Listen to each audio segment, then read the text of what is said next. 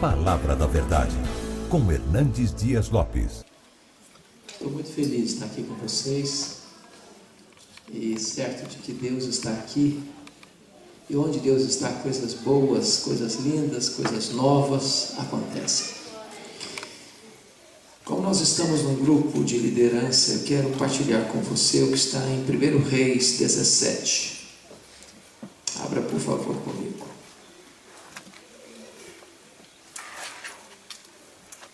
1 Reis 17. Faremos a leitura até o verso 10.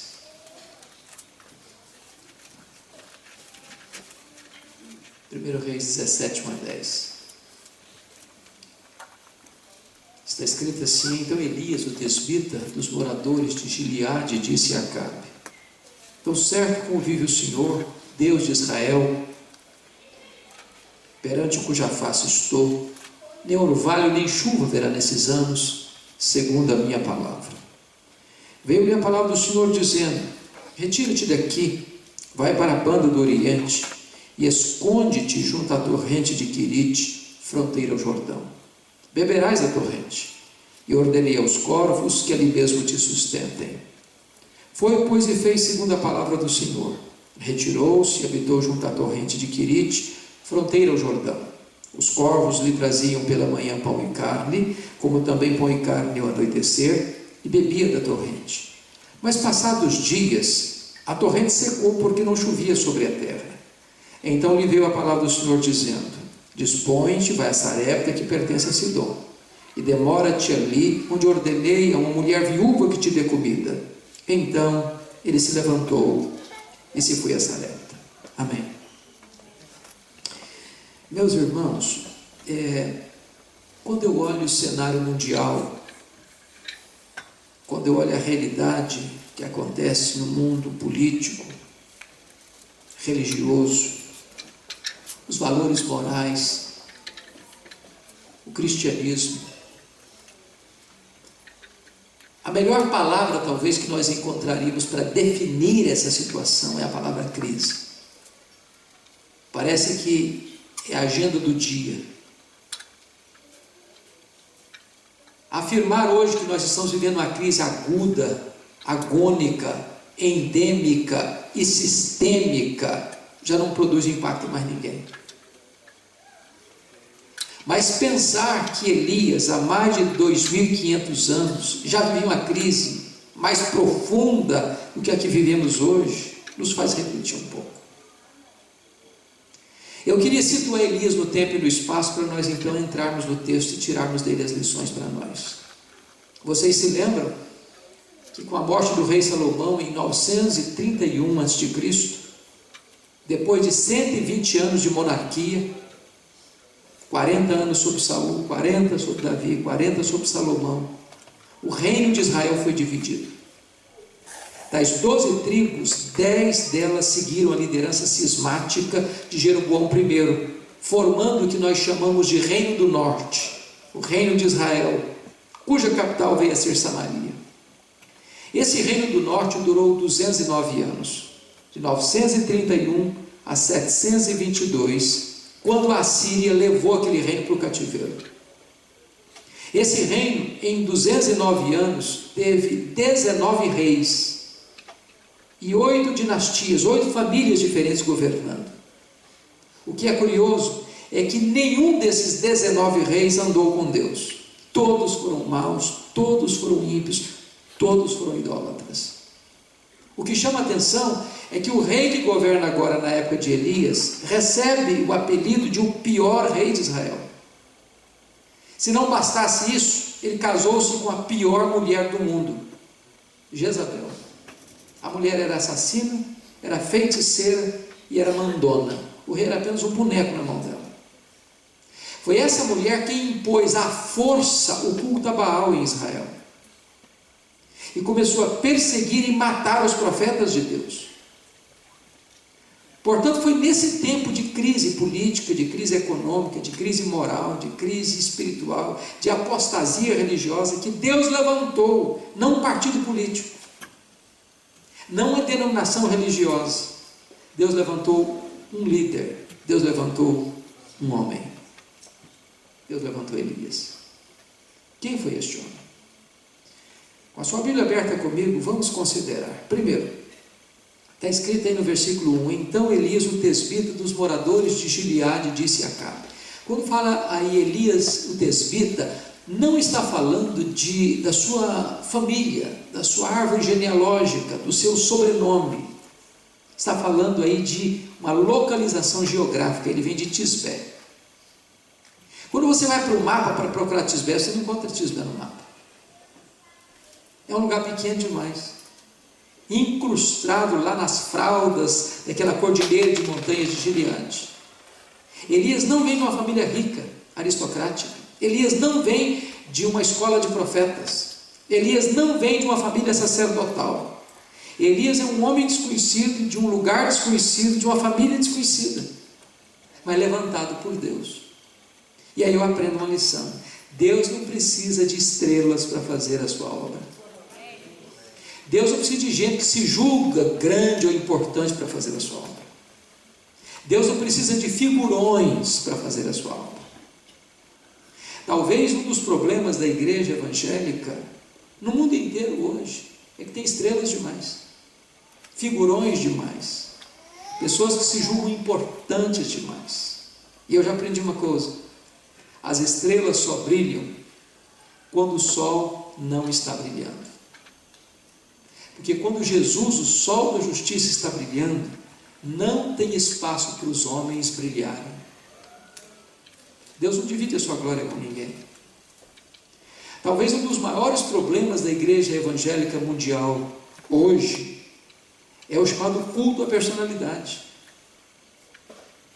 onde se trata determinados pregadores e cantores como verdadeiros astros de cinema. A igreja evangélica hoje está cometendo o pecado da tietagem. E Deus não aceita isso. Se você perceber essa tendência do ser humano de colocar um ícone, de botar alguém num pedestal, existia lá na igreja de Corinto. A igreja de Corinto se dividiu em 4 grupos. Eu sou de Paulo, eu sou de Apolo, eu sou de Cefas, eu sou de Cristo. E a igreja se dividiu em 4 partidos. Primeiro, o PLP, Partido Liberal de Paulo. Ele era o fundador da igreja, um cara de mente arejada, de mente aberta, não era muito agarrado a determinadas práticas judaicas que limitavam as pessoas na sua liberdade. Não é? Nós queremos ficar com esse aqui, esse é o nosso ícone, esse é o nosso cabeça, é aqui que nós vamos seguir. Mas naquela cidade havia também muitos judeus. Os judeus haviam se dispersado do mundo afora. Havia lugares e pontes de contato, sinagogas. E alguns disseram: não, nós somos de Cefas, nós queremos uma igreja mais conservadora, uma igreja com mais práticas judaicas, então nós vamos seguir Pedro. Aí tinha um outro grupo lá na igreja, gostava de um discurso mais bonito, mais elaborado, e tinha um camarada lá que era bam na eloquência, chamado Apolo. O cara era um grande orador, não tinha uma boa teologia ainda, não era muito profundo ainda, mas falava bonito. E tinha gente que não, se falou bonito, eu gosto desse, eu gosto de sentar e escutar um negócio bonito, então vou seguir esse cara aqui. Tinha um outro grupo que talvez parecia ser o mais espiritual, mas de repente talvez era até o mais carnal, que diz o seguinte: não, se não fizer parte do nosso grupo, está errado, nós somos de Cristo. Então é um negócio disso, se não rezar na nossa cartilha, está fora. E a igreja se dividiu.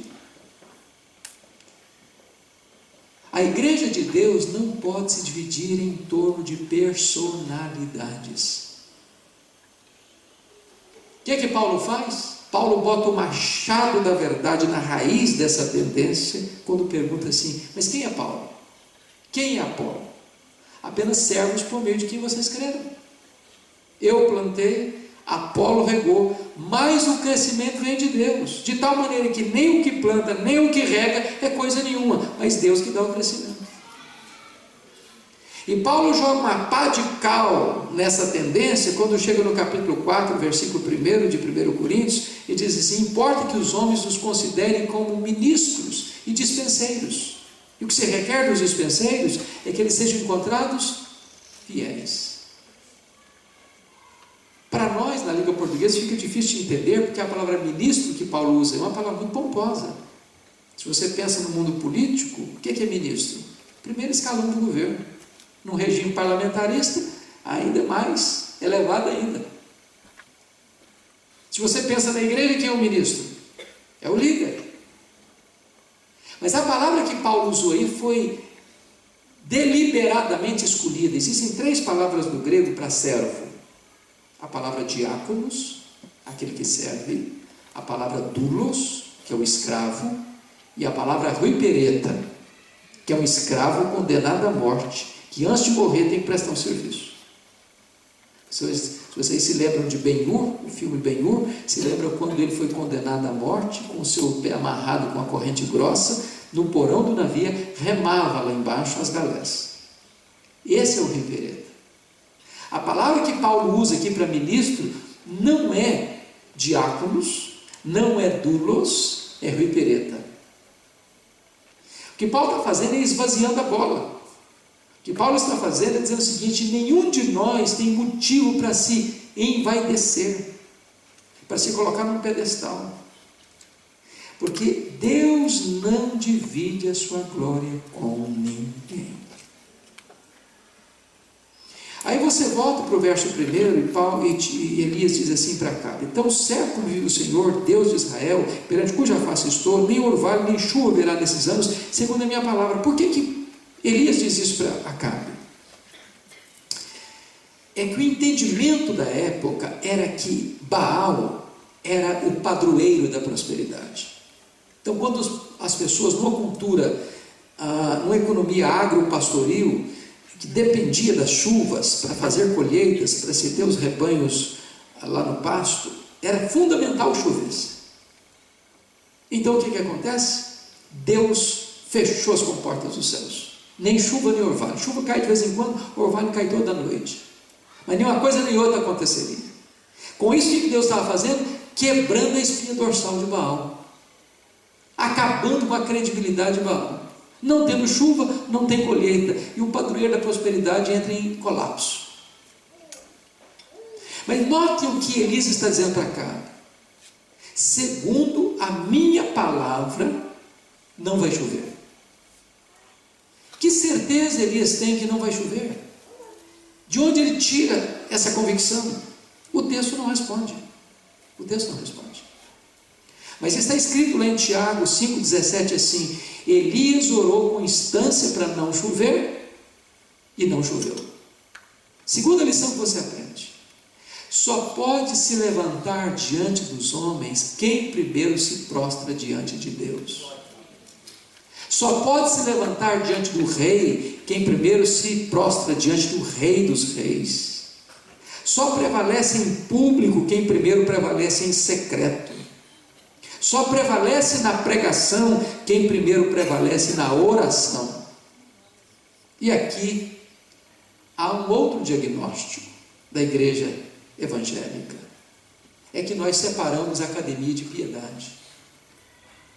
Nós separamos pregação de oração. Nós temos gigantes do saber no púlpito e às vezes nanicos na vida de oração. Gente que tem luz na cabeça e não tem fogo no coração. Gente que conhece muito a respeito de Deus, mas não conhece a intimidade de Deus. Talvez seja mais importante ensinar alguém a orar do que ensinar alguém a pregar. Eu nunca encontrei na Bíblia ninguém pedindo para Jesus assim: ensina-nos a pregar. Mas os seus discípulos se aproximaram dele e disseram: Senhor, ensina-nos a orar. Isso porque se você não for um homem ou uma mulher de oração, a pregação não terá poder na sua boca.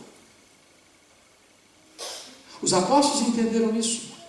Irmãos, o diabo é muito astuto e tenta afastar a igreja do avivamento, do despertamento espiritual por várias maneiras. Se você ler no livro de Atos, o diabo tentou 3 alternativas para acabar com a igreja. Primeira alternativa, capítulo 4 de Atos: de fora para dentro, a perseguição, a intimidação. Como é que a igreja responde? Com oração. Capítulo 5, o diabo mudou de tática, agora não é mais a perseguição, agora é a infiltração. Botou dentro da igreja Ananias e Safira, casal hipócrita, mentira, ação demoníaca. Como é que a igreja responde? Com oração. Aí o diabo mudou de tática de novo, capítulo 6, agora não é nem a perseguição nem a infiltração, agora é a distração. A igreja começou a crescer. E quando a igreja cresce, os problemas crescem também. E aí, de repente, as viúvas dos helenistas, os judeus nascidos fora de Israel, estavam sendo esquecidas na distribuição. E o que acontece? Dentro da igreja começa uma murmuração. Agora pense comigo o que os apóstolos poderiam ter feito. Eles podiam ter reagido da seguinte maneira: bom, o crente reclama mesmo. Esquenta a cabeça disso não. Sempre reclamou, está reclamando e vai continuar a reclamar. Então, esquece esse negócio, vamos continuar o nosso trabalho. Eles podiam ter pensado assim. Ou eles podiam ter pensado de outra maneira. Bom, gente, o negócio é o seguinte: vamos nos desdobrar, vamos fazer mais, vamos trabalhar mais. Se nós estamos acordando às 6 horas da manhã, vamos acordar às 5, vamos trabalhar mais, gente. Vamos fazer mais, vamos acontecer, vamos... Podiam pensar assim. O que eles tomaram? Que decisão eles tomaram? Atos 6:4. Quanto a nós, nos consagraremos à oração e ao ministério da palavra. E vamos confiar a diaconia das mesas a homens cheios do Espírito Santo, cheios de sabedoria, cheios de fé, aos diáconos. E nós vamos concentrar na oração e no ministério da palavra. Agora pense comigo isso. Eles não disseram quanto a nós nos consagraremos ao ministério da palavra e à oração. Eles disseram quanto a nós nos consagraremos à oração e ao ministério da palavra. Por que essa ordem? Eu pergunto para você, o que é mais importante, oração ou palavra? Oração. Que pergunta complicada e que resposta difícil. A melhor resposta que eu já encontrei para essa pergunta foi a seguinte: Deus valoriza tanto a oração, Deus dá tanta supremacia e primazia à sua palavra, que Ele colocou a oração primeiro. Sabe por quê? Porque se você não for um homem ou mulher de oração, não haverá virtude do Espírito Santo na sua boca para pregar. Uma coisa é proferir a palavra de Deus, outra coisa é ser boca de Deus.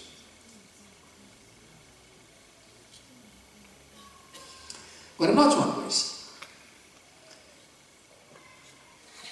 Depois que Elias sai do anonimato e começa o ministério dele pregando para o rei no palácio, há uma transição no verso 2 radical, abrupta e um anticlímax, porque está escrito aí: veio-lhe a palavra do Senhor dizendo: retira-te daqui, vai para a banda oriente, esconde-te junto à torrente Querite, fronteira do Jordão. A última coisa que um líder, que um pregador quer fazer na vida é se esconder.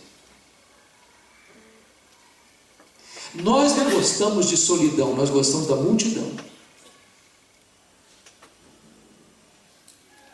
E parece que o que Deus está fazendo com Elias não faz sentido, porque o Elias já saiu do anonimato e começa o ministério dele no palácio. Muitos de nós vão passar a vida inteira sem entrar no palácio para pregar para o rei. E agora Deus pega o Elias e diz: meu filho, agora você vai para o deserto, você vai se esconder, você vai se isolar, você vai ficar sozinho. Numa época em que a impiedade prosperava, numa época em que o mal avançava, numa época em que a idolatria dominava, numa época em que se precisava de ouvir a voz de Deus, Deus manda um profeta se esconder. E eu quero dizer para você que o deserto não nos promove, o deserto nos humilha. O deserto não acende as luzes da ribalta sobre nós, o deserto apaga as luzes. O deserto não acende os holofotes em cima de nós, o deserto extingue essa luz. Mas eu quero dizer para você que o deserto não é um acidente de percurso na jornada da sua vida. O deserto é uma agenda de Deus na sua vida. É Deus que nos matricula no deserto. O deserto é a escola superior do Espírito Santo, onde Deus treina os seus líderes mais importantes. E a grande matéria que você vai estudar no deserto é a sua própria vida. Isso porque Deus está mais interessado em quem você é do que no que você faz. Vida com Deus precede trabalho para Deus. Primeiro Deus trabalha em nós, depois Deus trabalha através de nós. Nós estamos vivendo uma geração que dá muito valor à performance, à apresentação, ao desempenho público. E Deus está mais interessado na motivação do que no desempenho. Quem você é mais importante para Deus do que o que você faz. Às vezes nós achamos que fazer a obra de Deus é a nossa prioridade, e não é, Fazer a obra de Deus não é sua prioridade. Andar com o Deus da obra é a sua prioridade. Porque o Deus da obra é mais importante do que a obra de Deus. Quando Jesus chamou os apóstolos, não os chamou prioritariamente para pregarem, nem para expulsarem demônios, chamou-os prioritariamente para estarem com Ele. Pregar e expulsar demônios era consequência de estar com Ele. Então, primeiro Deus trabalha em você, para depois Deus trabalhar através de você. E a escola de Deus é o deserto. Porque o deserto nos reduz a nada, para nós entendermos que Deus é tudo. O deserto nos põe no nosso devido lugar, para que toda a fuligem da vaidade, da soberba, seja arrancada de nós. Agora note uma coisa que me impressiona. Quando você lê esse relato, tem que aprender uma outra lição no deserto. No deserto você tem que aprender a depender mais do provedor do que da provisão. Porque ou Deus sustentava Elias no deserto, ele pereceria. Deus precisou escalar garçons voadores para levar pão e carne para ele. Ele não tinha padaria por perto, nem açougue, nem supermercado. E ele não ficou ali um dia, 2 dias, ele ficou ali mais de ano, escondido. Numa sobrevivência milagrosa. Porque o Deus que envia é também o Deus que sustenta. O Deus que delega responsabilidade é o Deus que capacita. Depender, irmãos, da provisão é fácil. Nós a temos, nós a administramos. Mas a pergunta é: e quando você está onde Deus mandou você estar, fazendo o que Deus mandou você fazer, e de repente a provisão acaba? Veja o verso 7 comigo. Mas passados os dias a torrente secou, porque não chovia sobre a terra. O que fazer agora? Eu quero dizer uma coisa importante para você nesta noite. Quando você está onde Deus mandou você estar, fazendo o que Deus mandou você fazer, e de repente a sua fonte seca, Deus sabe onde você está, para onde você deve ir e o que você deve fazer. A sua fonte secou, mas o manancial de Deus continua jorrando. A sua despensa pode estar vazia, mas o celeiro de Deus continua cheio. Deus ainda está trabalhando em você, para depois trabalhar através de você. Eu queria ilustrar isso, se vocês me permitirem, com um fato pessoal.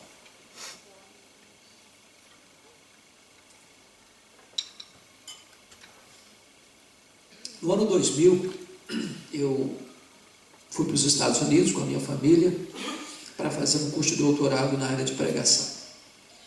Eu já sou pastor em Vitória por 29 anos e naquela ocasião a igreja votou uma verba para o nosso sustento. Chegamos a um acordo e votaram uma verba de $2.300 por mês. Bom, eu tinha, obviamente, algumas coisas para deduzir desse valor. Primeiro, porque entendo que todo pastor é dizimista. Pelo menos, penso que deveria ser. Então, se eu recebia $2.300, eu já entregava $230 na tesouraria da igreja. Eu recebia $2,70. Nós temos uma pessoa que mora conosco já há mais de 25 anos. E não achamos justo desampará-la naquele período, então continuamos pagando o salário dela. O apartamento onde eu morava, foi uma missionária morar com a responsabilidade de pagar o condomínio. Só que ela precisou mudar da cidade, 5 meses depois, eu tive que pagar o condomínio. Então eu recebia 1.200 líquido, 1.200. Quando eu chego em Jackson, Mississippi, eu tomo alguns sustos. Primeiro que eu fui pensando em encontrar pelo menos meia bolsa, encontrei bolsa de 1 centavo. Segundo, não tinha escola pública para os nossos filhos naquele período, tive que pagar a escola para eles. Terceiro, não tinha transporte público em Jackson, Mississippi, tive que comprar um carro velho.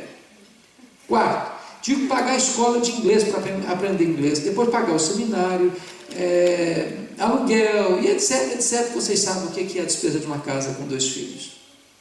Quando eu botei na ponta do lápis, as nossas despesas nunca ficaram inferiores a 3.000 por mês. Eu tinha uma receita de 1.200.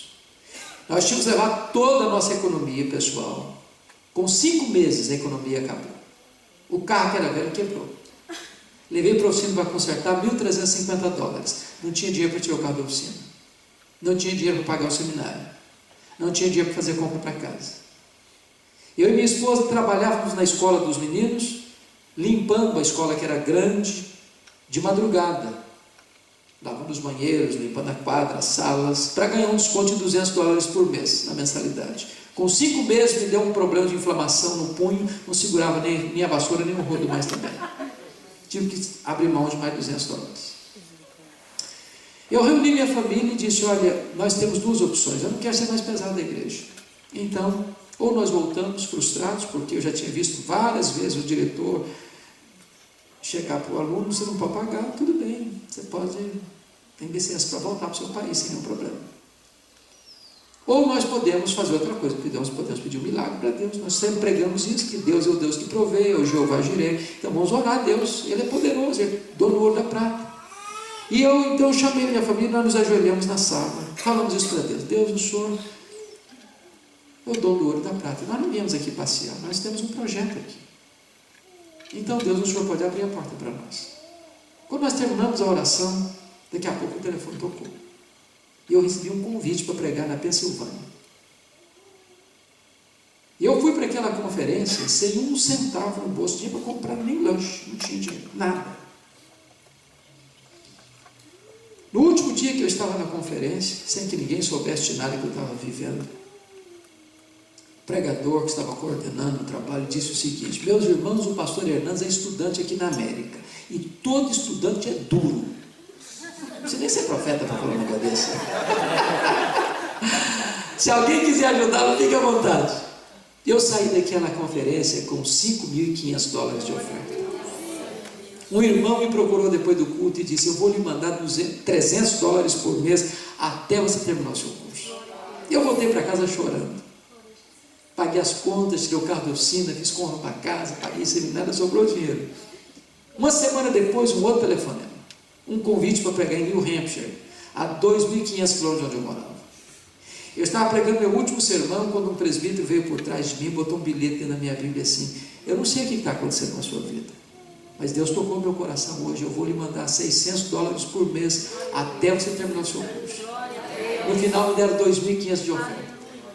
Para encurtar a conversa, eu fiz 21 viagens a convite para pregar, em 10 estados diferentes. Em cada lugar que eu ia, Deus fazia um milagre diferente. Um dia uma mulher viajou 60 milhas de noite, bate neve, porque Deus tocava o coração dela para ir onde eu estava para me dar uma oferta. No dia que eu fui embora, eu fui ao banco fechar a conta. Para nossa surpresa, exatamente o valor das nossas economias pessoais que nós havíamos levado estava lá no banco. E Deus nos ensinou uma lição: você precisa depender mais do provedor do que da provisão. Amém. Quando a sua fonte seca, o meu manancial está jorrando. Quando a sua despensa fica vazia, o meu celeiro está cheio. Primeiro eu trabalho em você, depois eu trabalho através de você. Então, não fique impaciente com Deus se Ele matriculou você na escola do deserto. Deus não matriculou você na escola do deserto para destruir você, mas para fortalecer as musculaturas da sua alma. O deserto é a academia de Deus, onde Deus enrijece os seus músculos, fortalece e tonifica os seus ossos, onde Deus rebustece a sua fé.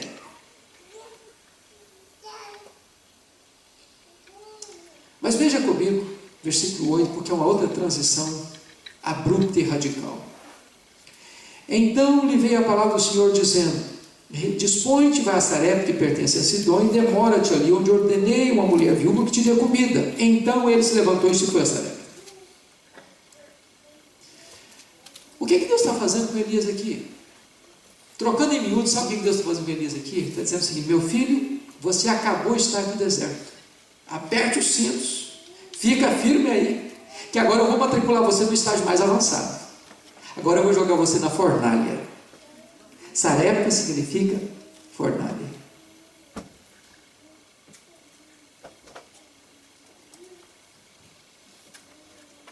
que Deus está falando com Elias? Meu filho, agora você vai sair do esconderijo. Você vai para Sarepta. Sarepta não ficava em Israel, ficava fora de Israel. O que acontecia enquanto Elias estava escondido em Querite? Capítulo 18, versículo 10. Diz que Acabe o procurava em Israel e nas nações vizinhas, vivo ou morto. E agora Deus diz o seguinte: agora você vai sair desse esconderijo, vai botar a cara na rua, vai aparecer, vai atravessar a fronteira e vai para Sarepta.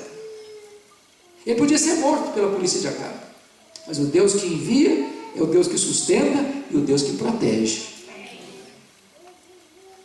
E parece que Deus tem senso de humor, porque o que Deus fala para ele não faz sentido.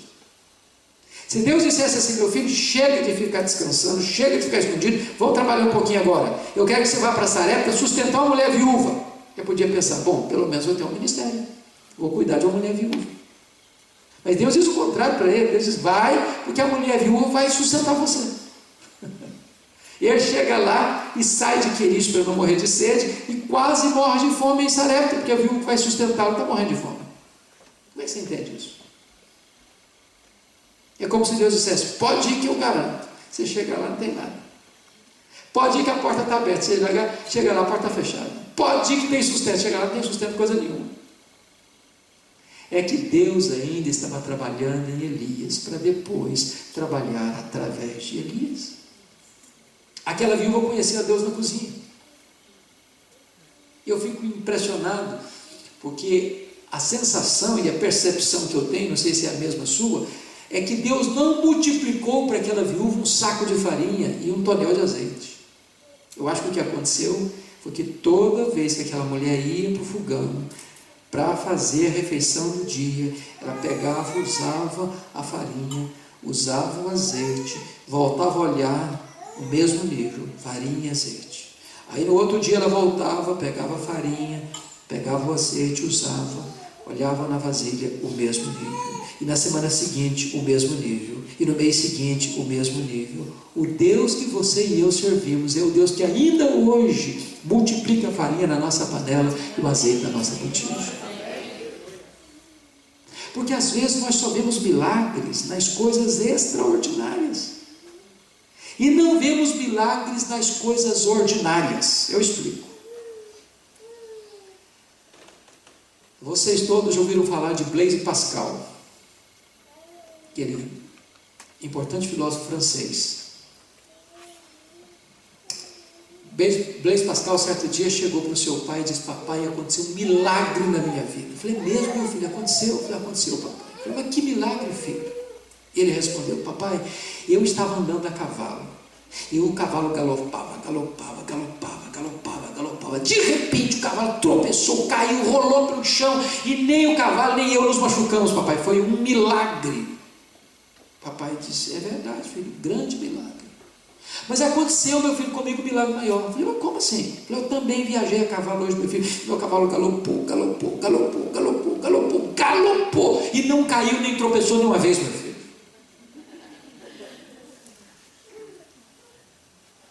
Às vezes nós achamos que o milagre só acontece quando você tem uma batida de carro, você sai ileso. Quando você tem uma doença gravíssima, você sai de um CTI.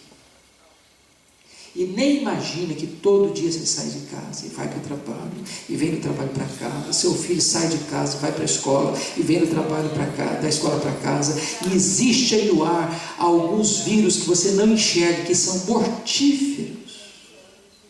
E Deus está te guardando todo dia, todo dia, todo dia, todo dia. O nosso Deus é Deus de milagres. Amém. Agora, preste atenção nisso, amados. Na mesma casa que acontece um milagre, acontece também uma tragédia.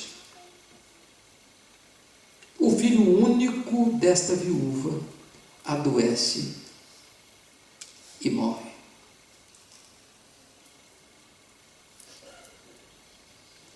O fato de você ser um crente, ser um cristão, cheio do Espírito Santo, usado por Deus, não isenta você das lutas naturais da vida.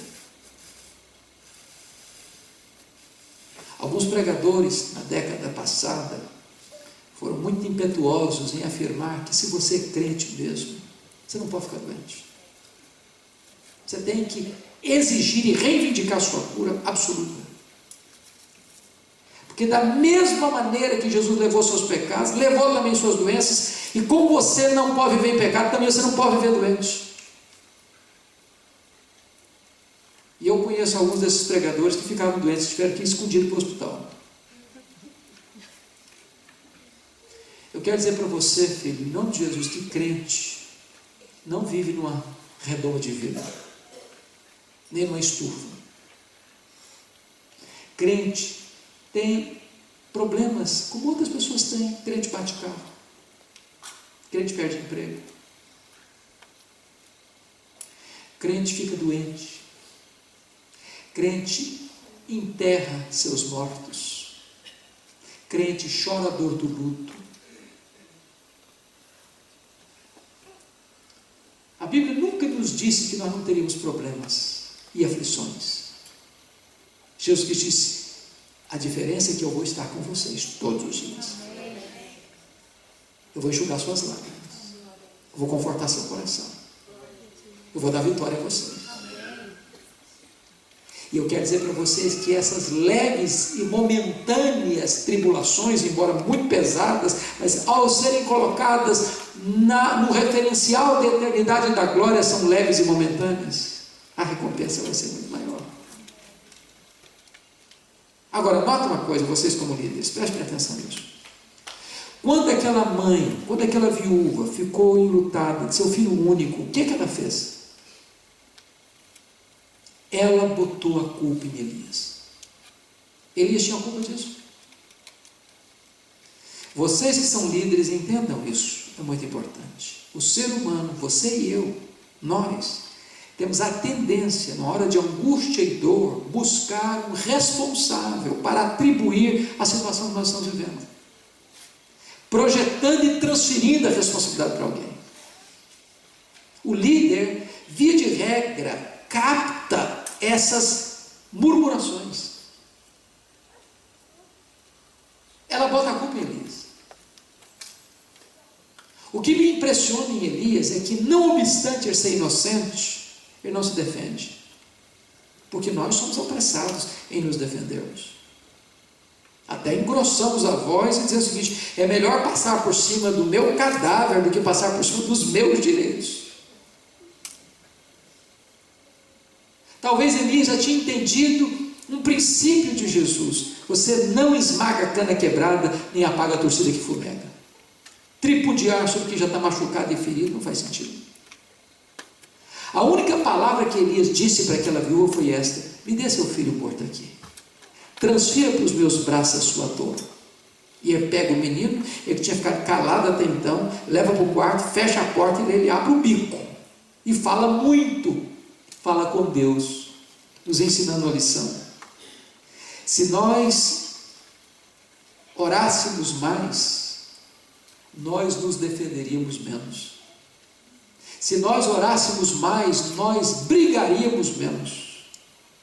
Se nós orássemos mais, nós veríamos mais os milagres de Deus acontecendo. Agora, nota o que Elias faz. Eu não sei, pastor Jacques, se eu e você fizéssemos isso hoje, como é que as pessoas nos veriam? Elias pede para Deus um milagre inédito. Não tem registro de ressurreição até então. Eu fico imaginando se você hoje fosse fazer um pedido para Deus, que nunca aconteceu na história, o que achariam disso? Talvez o chamariam de loucos, de inconsequentes, de hereges.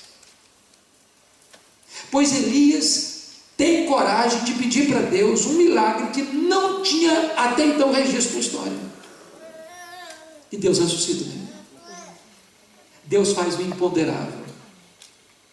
Deus faz o inimaginável. Deus faz o impossível. Agora, pense comigo nessa cena. Imagine vocês que Elias fosse um desses estrelas que eu disse no começo, com um milagre vivo e inédito em suas mãos. E tem muita gente hoje fazendo propaganda de milagre que nunca aconteceu. Eu acho que se Elias fosse uma dessas estrelas, ele faria algumas coisas. Primeiro, eu acho que ele chamaria uma coletiva da imprensa para dizer quão grande profeta ele é.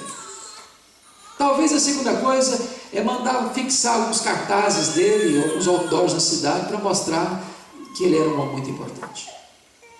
Talvez em terceiro lugar, ele faria um discurso de alta elogio. Talvez em quarto lugar, ele bateria palmas para ele mesmo. E finalmente, eu acho que ele faria um solo do hino Quão Grande És Tu, diante do espelho. Ele não faz nada disso.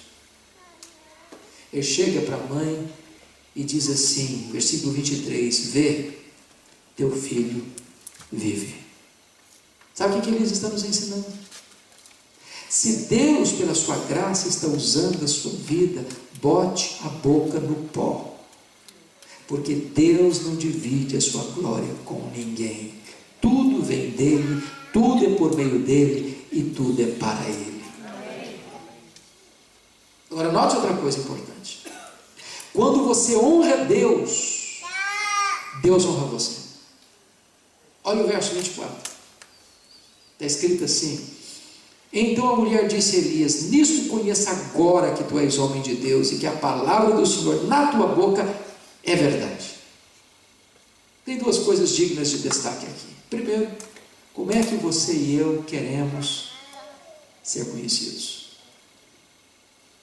Como nós somos conhecidos? Homens de Deus, mulheres de Deus.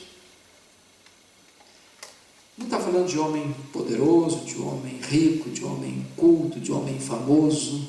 Falando de homem de Deus. Lá vai um homem de Deus. Acaba de chegar um homem de Deus. Homem de Deus. Está escrito aí, a palavra de Deus na sua boca é verdade. Até hoje esse negócio mexe comigo e treme os meus joelhos. Sabe por quê? Significa então que a palavra de Deus pode não ser verdade na minha boca. Porque uma coisa é proferir a palavra, outra coisa é ser boca de Deus. Está escrito lá em Jeremias 15:19 assim: se tu te arrependeres, eu te farei voltar e estarás na minha presença. Se apartares o precioso do vil, serás a minha boca. Nem todos os que pregam são boca de Deus. Você já parou para perceber que uma pessoa chega e prega uma verdade e não acontece nada? A outra chega e prega a mesma verdade e os corações se derretem. Por quê?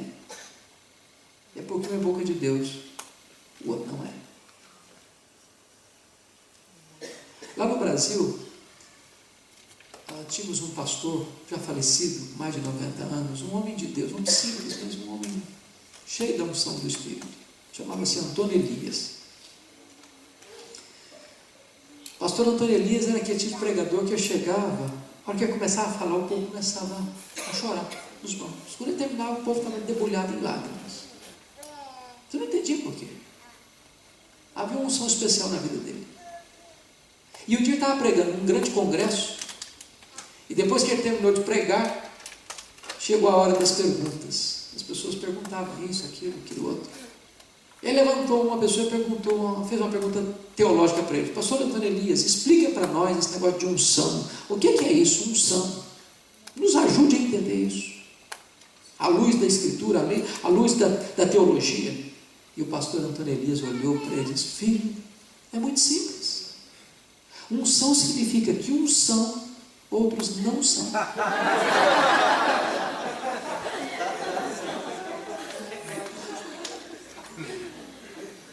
palavra de Deus na sua boca é verdade.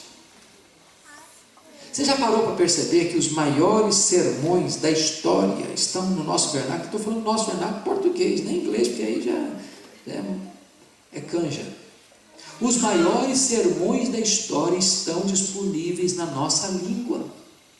Sermões de Aurélio Agostinho, sermões de João Crisóstomo, sermões de Martinho Lutero, sermões de João Calvino, sermões de John Owen, sermões de Jonathan Edwards, sermões de Charles Haddon Spurgeon, sermões de John Charles Ryle, sermões de Mark Lloyd Jones, sermões de John Stott. Eu estou falando só de gente inglesa quase aqui. Se você pegar um desses sermões hoje, que Deus usou de maneira tão poderosa, e pregar esse sermão de novo, os resultados não vão ser os mesmos. Por quê? Por quê? Tem que concordar com o metodista piedoso do século XIX chamado E.M. Bounds. O dia que vocês encontrarem um livro dele chamado Oração, um livro grossão assim, comprem, leiam, é a melhor obra jamais escrita sobre oração na história da igreja. Há um capítulo desse livro chamado O Poder através da Oração, que é um primor. E esse autor, E.M. Bounds, diz o seguinte, que nós estamos à procura de melhores métodos e Deus está à procura de melhores homens. Deus não unge métodos, Deus unge homens. Ele disse assim: homens mortos tiram de si sermões mortos, e sermões mortos matam. Lutero dizia que sermão sem unção endurece o coração das pessoas. Eu soube recentemente de um seminarista que pegou um sermão de Jonathan Edwards. Jonathan Edwards, vocês sabem, na Nova Inglaterra, Massachusetts, foi talvez a mente mais brilhante que a América já produziu. Viveu 55 anos. Ele estudava 10 horas por dia. Este homem, sendo um homem muito piedoso, experimentou um poderoso avivamento na época dele, em Field. George Whitefield viajava da Inglaterra para lá várias vezes para ajudar nesse processo do avivamento. E um dia ele se preparou, escreveu um sermão chamado Pecadores nas mãos de um Deus irado. Jejuou vários dias, e na noite em que ele proferiu o sermão, ele segurava a lamparina numa mão, o esboço do sermão na outra mão, e lia o sermão.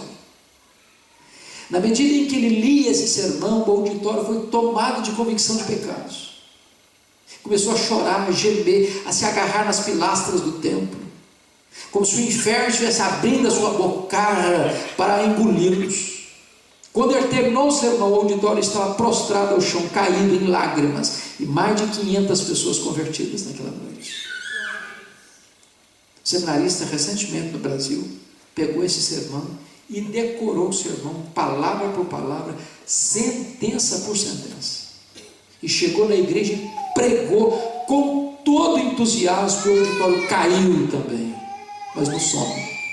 No sono. O sermão era o mesmo. Mas quem pregava o sermão era outra pessoa. Deus não unge métodos, Deus unge homens, pessoas.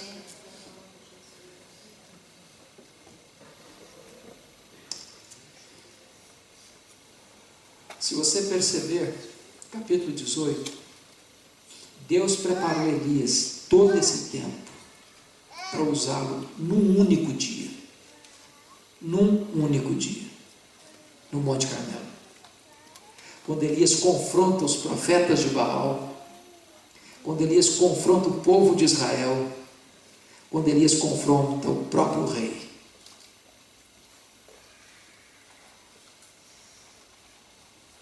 Irmãos, vocês pararem para perceber, Deus trabalha conosco artesanalmente. Deus não tem pressa quando se trata de preparar seus líderes. Você já escutou, como brasileira, algum lugar onde aprenda inglês em 60 dias? Vocês que moram aqui, dá para aprender mesmo em 60 dias? Em 10 horas não tem isso? Às vezes a pessoa quer ser um líder e quer ser líder assim do dia para a noite. Não, eu vou ser líder. E pensa que já vai ser líder. Deixa eu dizer uma coisa para você. Deus não tem pressa em preparar seus líderes. Deus preparou Elias 3 anos e meio para usá-lo num dia só. Deus preparou Moisés 80 anos para usá-lo 40.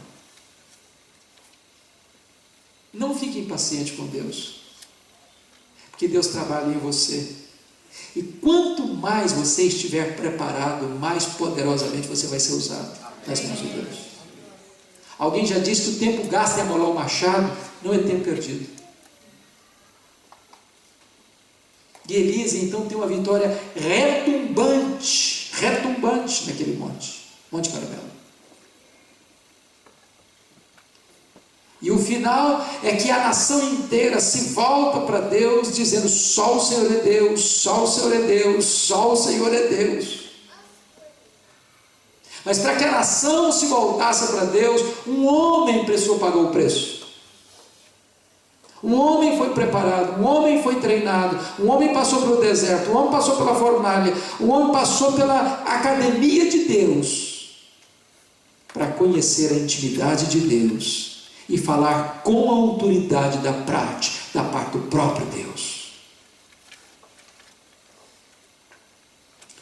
Mas deixa eu dizer uma coisa para vocês. Hoje nós estamos num clima mais informal, não tem problema, né, pastor? Vocês querem ficar em pé um pouquinho? Estão cansados? Fique em pé um pouquinho. Fica. Só um minutinho.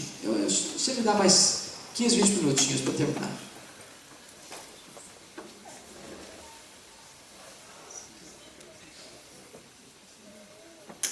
Ok, pode sentar então de novo. Veja bem, sabe o que me espanta em Elias? É que depois daquela vitória retumbante que ele teve no Carmelo, diz a Bíblia que ele sobe para o cume do Carmelo. E Deus havia dito para ele assim, capítulo 18, versículo 1: vai, apresenta-te a Acabe, porque darei chuva sobre a terra. Partiu, pois, Elias a apresentar-se a Acabe. E ele chamou o rei de perturbador de Israel. Ele disse que o povo estava em cima do muro, cocheando entre 2 pensamentos. E ele confrontou literalmente os profetas de Baal para saber quem de fato era Deus verdadeiro. E depois que Elias tem essa vitória, o fogo de Deus cai sobre aquele altar, foi levantado que estava em ruínas. Elias mata os profetas de Baal e sobe para o cume do monte e bota o joelho no chão e o rosto na terra e clama a Deus. Por quê mesmo? Por chuva. Mas para um pouquinho. O que é que Deus diz para ele? Vai, apresenta-te a Acabe, porque darei chuva sobre a terra. Será que ele precisava orar? Deus disse assim para ele: vai, apresenta-te a Acabe, ore e eu darei chuva. Foi isso que Deus disse? Não. Por que ele orou então? Para que ele orou então? Deixa eu dizer uma coisa para você. A soberania de Deus não anula a responsabilidade humana. Chuva só Deus pode fazer. Só Deus pode dar. Vocês sabem, acho que vocês estão acompanhando as notícias do Brasil, a cidade de São Paulo está próxima a entrar num colapso. Não sei se vocês estão acompanhando. Mas o sistema Cantareira, que abastece 8 milhões de pessoas em São Paulo, está com menos de 8% do volume de água. Já estão tirando água do subsolo, com metais pesados. Com toda a tecnologia, o homem não consegue produzir chuva. Depende de Deus. Esse homem entende uma coisa: da chuva é promessa de Deus, mas orar para chover é compromisso meu. Abrir o coração dos pecadores, só Deus pode abrir, mas orar para que Deus abra o coração dos pecadores é responsabilidade minha. Acrescentar pessoas à igreja salva, só Deus pode fazer, mas orar para que Deus traga pessoas é responsabilidade nossa. E você sabe como Elias orou. Ele orou perseverantemente, especificamente, E triunfantemente a chuva desceu. Desceu porque primeiro ele tirou o obstáculo do caminho, chamado Baal. Agora, sabe o que me impressiona? Se eu fosse o biógrafo de Elias, eu pularia o capítulo 19. É uma mácula, é uma mancha na biografia dele. Não combina com Elias. Depois que ele tem essa vitória estupenda, a Jezabel mandou um recadinho para ele: faça-me os deuses o que me aprover, se amanhã a estas horas eu não te matar, Elias. Você está morto. E esse gigante de Deus, diz a Bíblia, que ficou com medo e fugiu. E entra numa caverna e quer morrer depressivo. Combina isso com Elias? Combina com tudo que nós falamos dele? Não. Por que está na Bíblia? Para mostrar para nós que o homem, por mais destacado que ele seja, como disse Abraão, ele é pó e cinza. Que os homens maiores têm também os seus pontos vulneráveis.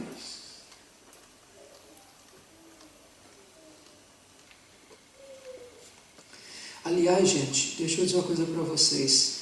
Esse negócio de Elias aqui está mergulhado numa caverna, querendo morrer. A gente chama isso hoje de depressão, às vezes. É um negócio complicadíssimo hoje. Complicadíssimo. Eu escrevi um livro sobre esse assunto: suicídio, causas, mitos e prevenção. Eu não sei se vocês sabem, mas há um alto índice de suicídio no meio evangélico.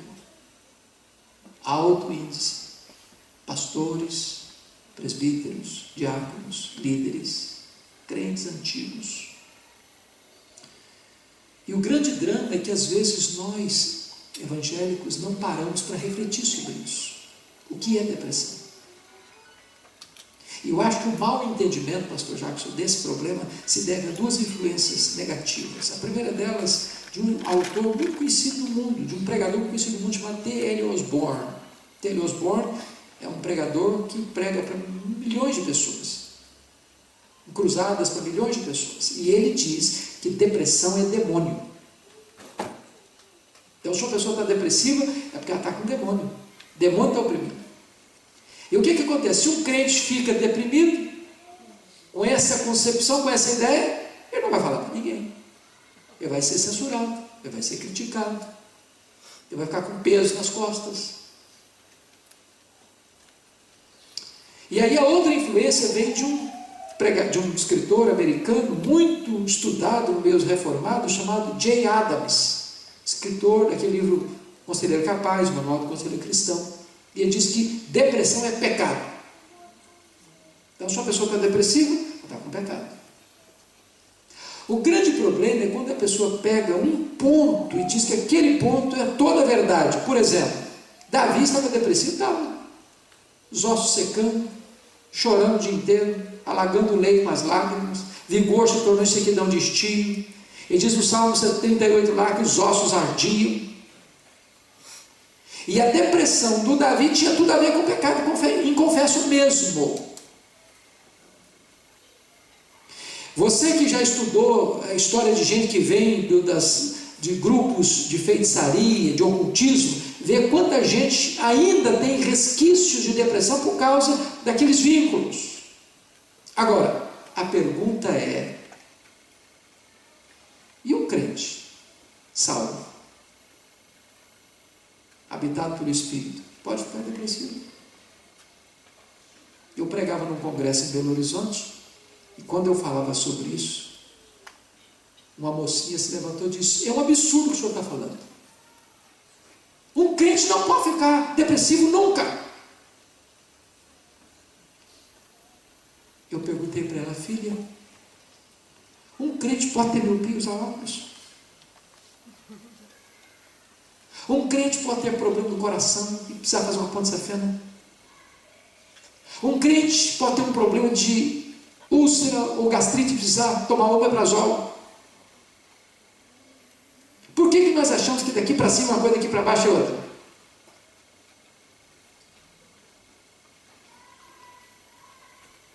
Há um livro que eu acho que todos vocês deviam ler, se vocês não leram ainda. O Sorriso Escondido de Deus, de John Piper. Esse livro fala de 3 homens de Deus. Já leu esse livro? É um espetáculo. John Piper já leu. É espetáculo. Esse livro fala de 3 homens de Deus. David Brainerd, John Bunyan e William Cowper. Eu não sei se vocês conhecem a biografia dos 3, mas John Bunyan, David Brainerd foi considerado o homem mais piedoso do século XVIII. Morreu com 29 anos. Ele era o genro, na verdade, o noivo da filha de Jonathan Edwards. Ele foi chamado por Deus para trabalhar com os índios peles vermelhas, e às vezes em temperatura abaixo de 0, ele suava a roupa dele, orando pelos índios antropófagos pelos vermelhos, que queriam matá-lo para comer, e quando viam chorando e gemendo por eles, recuavam. Esse pregador, David Brainerd, experimentou um avivamento entre os índios pelos vermelhos.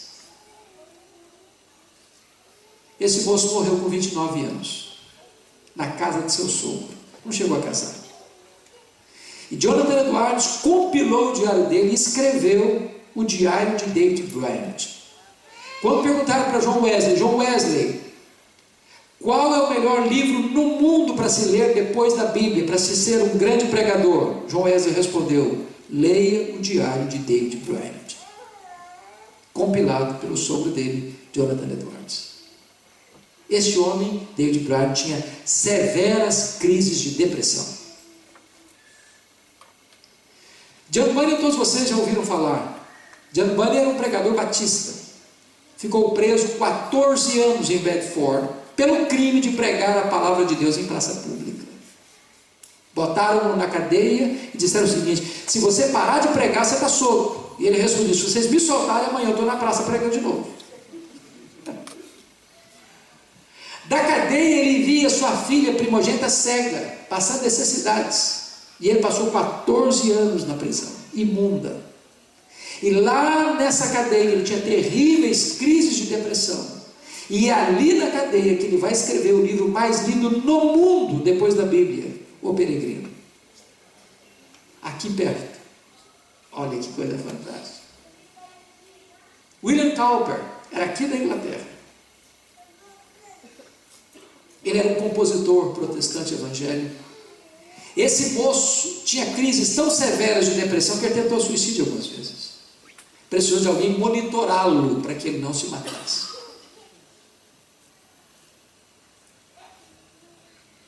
Eu quero dizer para vocês o seguinte, que a depressão é uma doença multicausal. Ela pode ter origem em um problema físico de saúde, ela pode ter pode ser desencadeada por um luto traumático, ela pode ser desencadeada por uma separação amarga, ela pode ser desencadeada por um problema financeiro radical. São muitas as causas. Pode ser provocada por drogas, ela pode ser provocada por alcoolismo, ela pode ser provocada por muitas coisas. E cabe se examinar essas causas. Se uma pessoa na igreja enfrentar uma depressão, o nosso papel como igreja não é acusá-la de estar endemoniada ou estar em pecado, mas de assisti-la, cercá-la com afeto, com amor, com carinho e tratar dessa pessoa. Elias estava depressivo, queria morrer. Por que ele estava depressivo? Primeiro, porque ele só enxergava passado, ele não via mais futuro. Eu quero morrer, Deus, acabou o ministério para mim. Uma pessoa depressiva, ela só olha pelas lentes do retrovisor, ela não olha com o sinal do farol alto. Já percebeu que uma pessoa depressiva ela não tem esperança? Ela não tem esperança. Depois, uma pessoa depressiva, ele é pessimista. Elias diz para Deus: só eu fiquei, Senhor. Deus: não, cara, você está fazendo uma conta errada. Tem 7.000 ainda. Uma pessoa depressiva, ela olha para a vida com óculos escuros demais. Ela não vê nada de bom. Ela é pessimista, ela é negativa.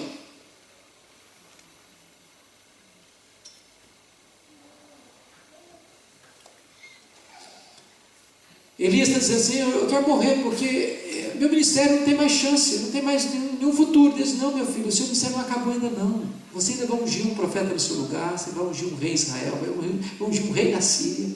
Deixa eu dizer uma coisa para você: você não sabe o que você está pedindo. Você está querendo morrer? Nem morrer você vai. Nem morrer você vai. Eu vou te levar para o céu sem você morrer. Como é que Deus cura a depressão do Elias? Primeiro, sonoterapia, bota o cara para dormir. Segundo, cardápio especial, prepara uma refeição especial para ele. Terceiro, manda o cara sair da caverna e desabafar. Tem hora, meus irmãos, que a igreja precisa, você líder, precisa ser aquela pessoa pronta a ouvir alguém, que está lá com a rolha,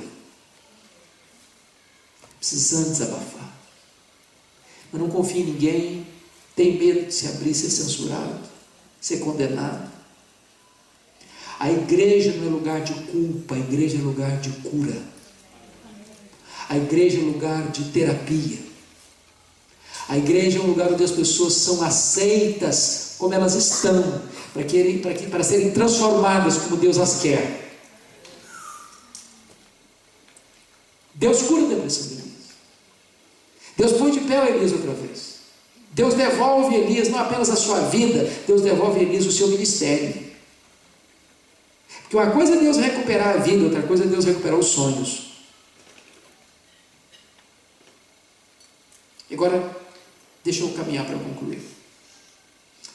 Elias está indo pelo Jordão, o profeta, o Eliseu está no encalço dele, querendo porção dobrada do espírito dele, quando de repente passa uma carruagem de fogo com cavalos de fogo e arrebatam Elias, ele sobe no redemoinho para o céu, e a capa do Elias fica na mão do Eliseu. Eles dois, Elias e Eliseu, já tinham passado a pé enxuto pelo Jordão, porque Deus milagrosamente abriu as águas do Jordão. Agora Eliseu volta com a capa de Elias na mão, com uma pergunta no coração, ao chegar às margens do Jordão: onde está o Senhor Deus de Elias? Que pergunta emblemática. Sabe o que significa essa pergunta? Significa isso: será que Deus só fez milagres ontem, ou será que Deus ainda faz milagres hoje? Será que Deus só agiu no passado, ou será que Deus ainda age no presente? Onde está o Senhor Deus de Elias? Você e eu não temos dificuldade de crer que Deus fez milagres ontem. No princípio criou Deus os céus e a terra. Você e eu não temos dificuldade de crer que Deus fará milagres amanhã. Jesus virá em grande glória e majestade e se assentará no trono da sua glória para julgar as nações. Mas a nossa dificuldade é crer que Deus faça milagres hoje. Às vezes a nossa teologia é igual a teologia da Marta, lembra? Quando Jesus chegou na aldeia de Betânia, a Marta disse para Jesus: se tu estiveras aqui, meu irmão não teria morrido, conjugou o verbo no passado. Aí Jesus: não, Marta, teu irmão há de ressurgir. Ele disse: eu sei, Jesus, eu conheço a Bíblia, eu sei que ele vai ressuscitar no último dia, conjugou o verbo no futuro. Aí Jesus: não, Marta, eu não fui, eu não serei, eu sou a ressurreição da vida, eu ajo hoje, eu sou o Deus do agora. Onde está o Senhor Deus de Elias? Eliseu pegou aquela capa, feriu as águas do Jordão, e o rio se abriu de novo, porque o Deus de Elias é o Deus de Eliseu. O Deus de Elias, o Deus de Eliseu é o seu Deus, é o meu Deus, é o nosso Deus, é o Deus que agiu, é o Deus que age e o Deus que agirá. Mas a minha pergunta para encerrar é outra.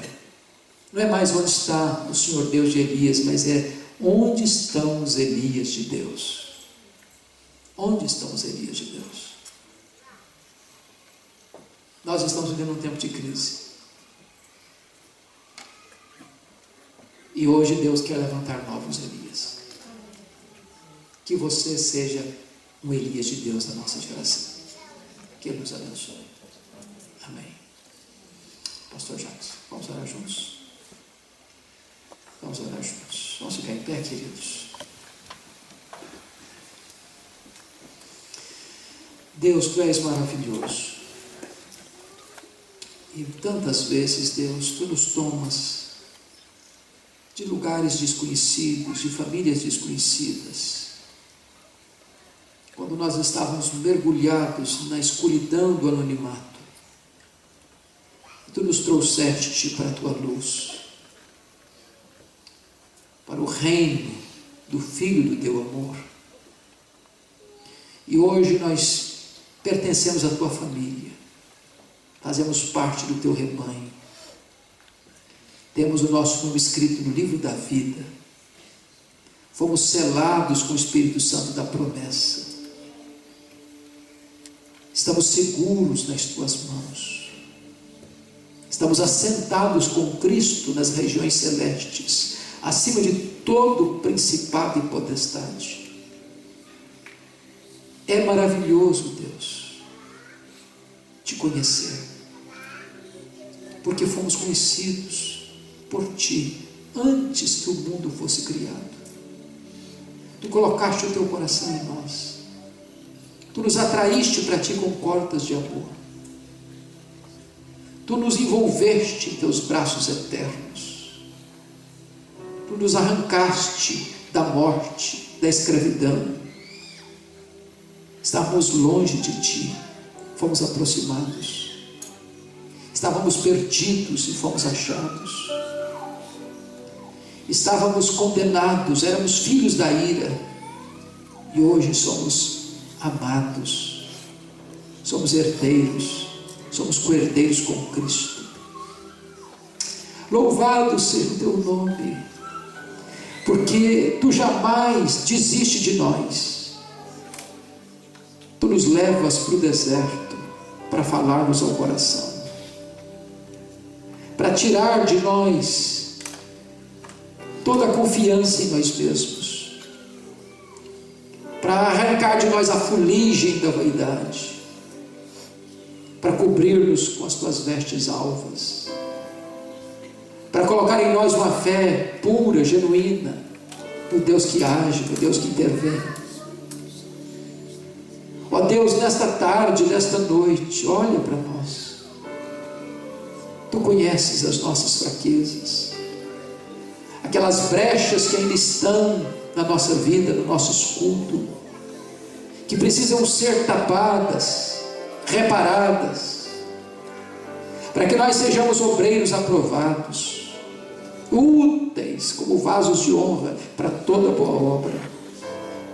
Toma em Tuas mãos, ó Deus, em nome de Jesus, cada homem, cada mulher, cada jovem, cada adolescente, cada criança que está aqui. Levanta o Teu povo, equipa o Teu povo, reveste o Teu povo com o poder do Teu Espírito, para que onde estiverem, sejam verdadeiros atalaias, como Elias, tenham coragem de viver na Tua presença, de confrontar o pecado, seja nas estruturas mais altas, seja nos porões mais escuros da iniquidade. Em nome de Jesus, dá-nos a coragem, a ousadia, a intrepidez, o poder do Espírito Santo. Mas Deus, Tu conheces a nossa estrutura, Tu sabes que somos pó. Há momentos na nossa vida, Deus, que nós nos sentimos abatidos, desolados, que nós nos encavernamos, que nós não queremos mais avançar, perdemos o ânimo, a esperança, arriamos as armas, achamos que não vale mais a pena, capitulamos-nos diante da morte. Mas em nome de Jesus, socorre-nos em nossa fraqueza, assista-nos em nossa fraqueza, não nos deixe sozinhos nas cavernas da vida, tira-nos de lá, firma os nossos pés uma rocha firme, põe nos nossos lábios um cântico de vitória, tira, meu Deus, as vestes andrajosas e cheias de cinzas, e cobre-nos com vestes de louvor. Em nome de Jesus, devolve-nos o entusiasmo pela vida, Devolve-nos o entusiasmo pelo ministério. Restaure os nossos sonhos, para que nós possamos cumprir cabalmente a missão que Tu nos confiaste. E quando Tu quiseres nos chamar para Ti, então, Deus, dá-nos alegria de sabermos que estar contigo é incomparavelmente melhor. Bendito é o Teu nome. Exaltado seja o Teu Filho Jesus, nosso amado Salvador. Engrandecido seja o Espírito Santo, o Deus que habita em nós. Ó Trindade Santa, louvado e engrandecido seja o Teu nome. Quanto a nós, bom estarmos junto a Ti. Bom é estarmos junto a Ti. Aleluia. Aleluia. Louvado seja o Teu nome. Em nome de Jesus. Amém.